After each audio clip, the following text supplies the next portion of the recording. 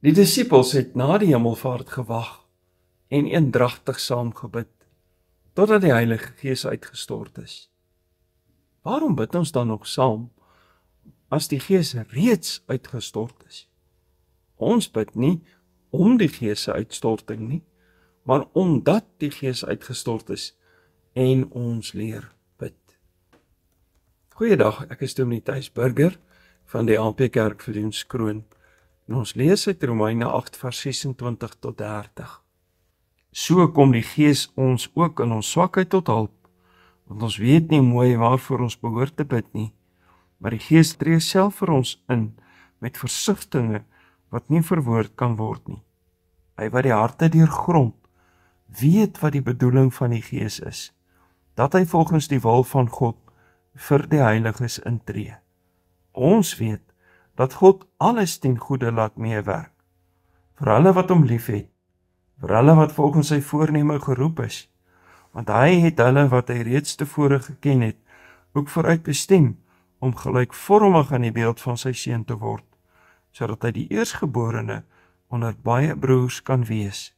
En diegene wat hy vooruit bestem het, het hy ook geroep, en diegene wat hy geroep het, het hy ook vrygespreek, en diegene wat hy vrygespreek het hy ook verheerlik. Die afgelope week het ons vir mekaar gevra, hoe moet ons bid? In hierdie Pinksterweek het ons al besin daaroor. Hoekom bid ons? Hoekom ons bid hier? Ons het saam met die Heidelbergse Katekisme Sondag 35 vraag 117 gehoor, dat ons alleen die enige ware God, wat hom in sy woord aan ons geopenbaar het, van harte moet aanroep vir alles wat hy ons beveel het om voor te bid. En tweede, dat ons nood en ellendigheid reg en grondig ken, sodat ons voor die aangesig van sy majesteit verootmoedig. Ten derde, dat ons hierdie vaste grond het, dat hy ons gebed, nie teenstaande ons dit onwaardig is, tog ter wille van die Here Jesus Christus sekerlik wil verhoor, soos hy ons in sy woord beloof. Die afgelope week het ons dus gehoor dat ons bid, omdat ons Vader dit van ons verwag as dankbaarheid.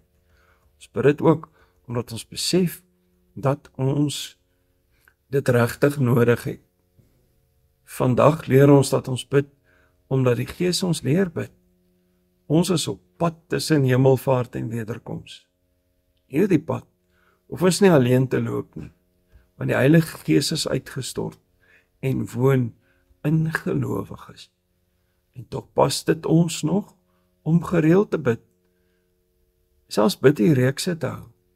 Nie omdat ons wag vir die Gees om nog te kom nie, maar omdat dat ons wag dat die Gees ons lei en leer bid en begelei tot met die wederkoms. Verse 28 tot 30 sien ons dat God alles ten goeie laat meewerk vir die mense wat hy uitgekies het tot die ewige lewe. Die mense wat hy geroep het tot geloof en beskik het dat hulle moet groei in heiligmaking, om al meer te doen en te praat soos die Here Jesus. Sy einddoel met ons wat glo is duidelik, om eendag in heiligheid opgeneem te kan word, saam met die ander gelowiges. Jesus tegemoet. In hierdie gereedmakingsproses bid ons dus nie vir die koms van die Heilige Gees nie, maar ons bid onder leiding van die Gees vir die wederkoms van die Here Jesus. Ons bid dus onder leiding van die Gees. Terwyl ons bid, word ons al meer gelei oor wat om te bid en hoe om te bid, en om steeds heiliger te word. Gebed is deel van ons heiligmaking, ons op pad wees na heerlikheid. Deur Jesus Christus het ons reeds die status van regverdig wees gekry. Deur gebed onder leiding van die Gees word ons in praktyk al hoe heiliger, om gereed te wees vir die verheerliking, wanneer Jesus weer kom op die wolke. Bid jy ook daarvoor? Amen. Kom ons bid saam. Hemelvader, dankie dat ons U mag aanbid, dat ons weet die Gees is uitgestort, maar ons moet ons voor U verootmoedig, juis vir ons heiligmaking, vir ons op pad wees na die wederkoms. Help ons daarmee. Ons bid dit om Jesus wil. Amen.